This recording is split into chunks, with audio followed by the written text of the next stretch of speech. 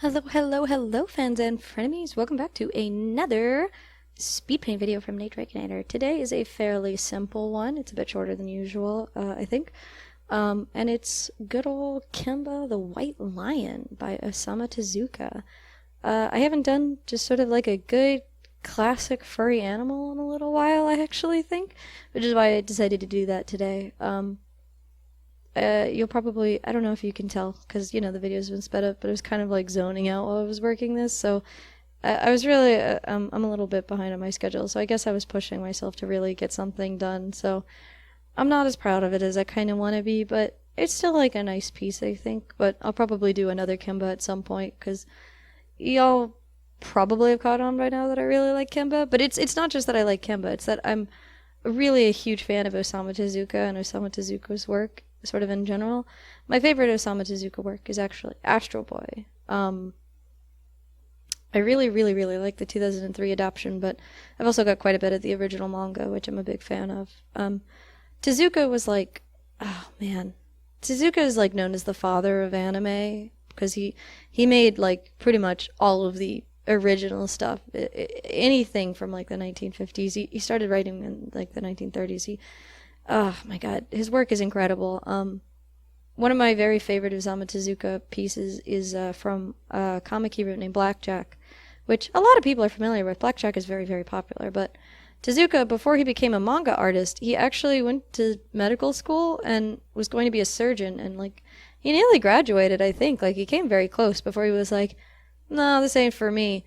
So Blackjack is about like a surgeon who's like a world-renowned like super surgeon, and he's a cool guy and he's fun, and so it's a manga that has a bunch of like weird, crazy sci-fi medical stuff in it. And the absolute best chapter is one where he goes out into the wilderness because he hears about a rare illness, like a super contagious illness that this family has out in the outback. And by the time he gets there, it's too late and they've all passed away, and he's very sad. But he leaves to go back, and he realizes that he's caught the illness and that he has to do something about it, this mysterious, super contagious illness. So he has to, like, plop down in the middle of the outback and start doing surgery on himself, like in a plastic bubble, to try to keep things as sanitary as humanly possible. And then while he's doing surgery on himself, like in the woods, in the outback, a bunch of dingoes attack him. So he's doing surgery on himself and fending off wild dingoes. And it's literally like the greatest chapter of anything ever written. It's absolutely incredible. It's truly like if you've never read it, if you've never read Blackjack or anything, just go look up that specific chapter, the Dingo chapter, and it'll blow your mind, and you'll be like, all right, I have to be invested in everything Osamu Tezuka's ever done in his entire life. And there's quite a bit of it. I own so much of Osamu Tezuka's work, and it's still not even like close to even like a majority of his published works, and I own piles and piles of the stuff. But back to Kimba. Kimba the White Lion was an animated series and a manga that he ran. It was one of the earliest ones. It was he did it right after the original Astro Boy, and the original Astro Boy was in black and white, but the original Kimba was in color. And it was, I think Kimba was the first Japanese animated series aired in color, if I recall correctly, but I could be wrong. Don't quote me on that. This is off the cuff here. But yeah, like oh man, way, way, way back in the day, and it was localized, and it aired in the U.S. A heavily cut up and dubbed version, as they were apt to do back in the day. Right now, because the new Lion King movie is out, it's a very hot topic about how, the Lion King was clearly inspired quite a bit by Kimba and Osamu Tezuka's work. It's not directly stolen, and you could probably see that the Lion King went through many, many, many, many, many different kinds of like stories it was supposed to be, but the final version reflects quite a bit of influence from Kimba the White Lion, and there's also quite a bit of evidence that originally the movie was supposed to be an adaptation of Kimba the White Lion, and like they just sort of assumed that of course they would get the rights, but then they didn't get the rights, and they were like, original film.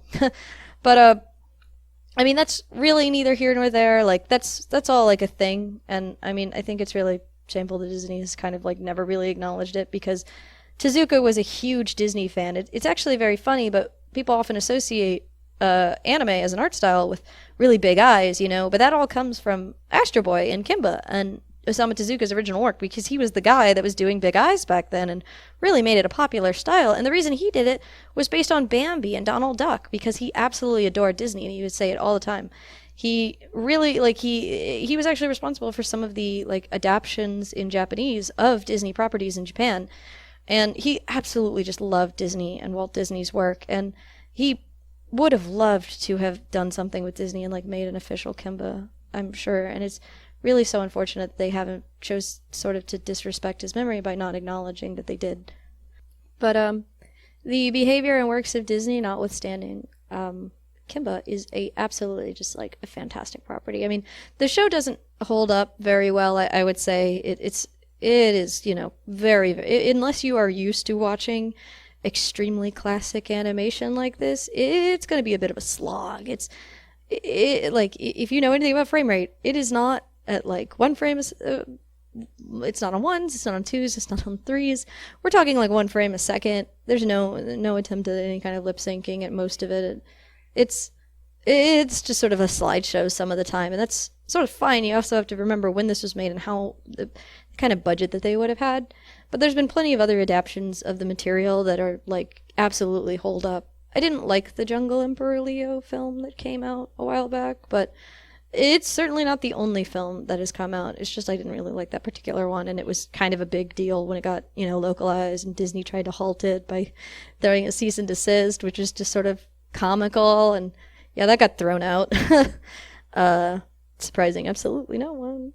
But yeah, I mean I've gone this entire time without actually telling you anything about what Kimba is, other than that it's really good, and Osamu Tezuka is like my dad, and I love him, and you should go sort of invest in everything he's ever done.